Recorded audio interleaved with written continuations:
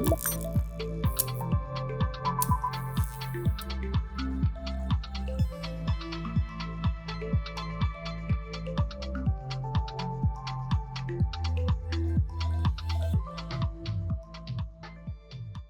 everyone, I am Adam from Trade with Precision and welcome to this week's IC Markets market commentary. Let's quickly look at the euro dollar. Finished off with a little bit of bullishness. Keeping in mind that Moodys downgraded the US possibly late night Friday, which resulted in a little bit of weakness to the dollar. But I would say this, the market hasn't opened yet, and so just be prepared for any other fluctuations this week. I would expect continued volatility for the time being. Dollar yen finishing with an indecision candle within an uptrend, which again, we could break the high or the low of. Keep an eye on that one as well. With regards to gold, gold continues to edge a little bit down towards that sort of 3,000 markup. Keeping an eye on that, we're forming very strong level of resistance right there, about that 3,300, close to that 3,300 level, and a correction down towards 3,000 would be a very healthy correction within this otherwise healthy uptrend. So be keeping an eye on that. In terms of the weekly, we're back within the moving averages, and of course, really the key reason I think that there's a fair chance we'll see further correction or further downside is mainly because of this very strong, in fact, I'm actually going to adjust this. That's really where that resistance is, which is around 3,330. And you can see it's very crisp there, and so therefore unlikely to see it immediately recover. But you know what, we've seen Bitcoin recover relatively quickly as well, so we'll have a look this coming week, see if we finish up with a bullish candle. Crude oil actually forming a bit of a double bottom there and also producing a bullish candle. We could see it head up towards the highs here. However, principally, the big thing for me is that from a monthly perspective, we've broken through a key level of support.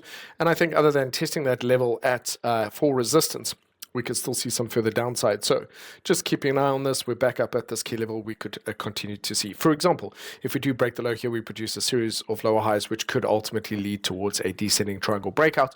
But it's a little bit too soon to tell for that. So not really seeing any massively attractive features here other than to just watch this from the sideline. So another really bullish week. Now, this is very important. We did break above that 50-period moving average. So we were in a bull market here. We broke out of that. We exited the bull market, so to speak. We broke down into below this and we just managed to get straight back up. So this is known as a V-shaped recovery. And interesting enough, so the fact is, from a technical perspective, on the daily, it is bullish. It is bullish. However, I'm not convinced yet that I would say we're back into a bull market. So what I'd ultimately like to see on the weekly, and this could take a couple more months, is to see price come back down to test that 50 period for support and then produce another higher low, and then we'll see that. But until then, cautiously, I'm bullish on the daily. So just kind of not denying the fact that we've just soared past and back over that 50 period. And from a monthly perspective, we are just ridiculously bullish. So not that this isn't excessively bullish, but the fact is we really are above this level. So for day trading purposes and swing trading purposes, I'm leaning towards the upside for now. Just cautious, not really sure how the next few months will play out, but right now it is very, very bullish. Looking here at the NASDAQ, I beg your pardon, at the Russell 2000, we appear to be escaping this range that we slipped back into. Let's see how it copes with this level of resistance if we get back over that as well. Let's have a quick look at Tesla.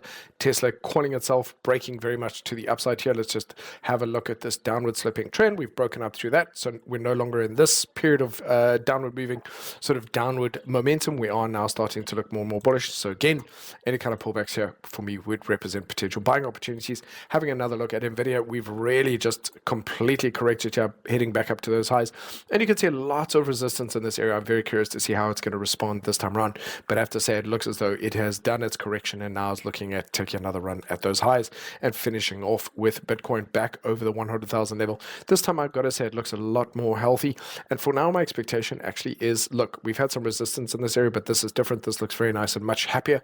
For now, my expectation is that Bitcoin will continue to push higher. There we go. Plenty to look forward to. Remember, let's see how the markets open up. If we do get a weaker dollar this week, we could see those majors moving.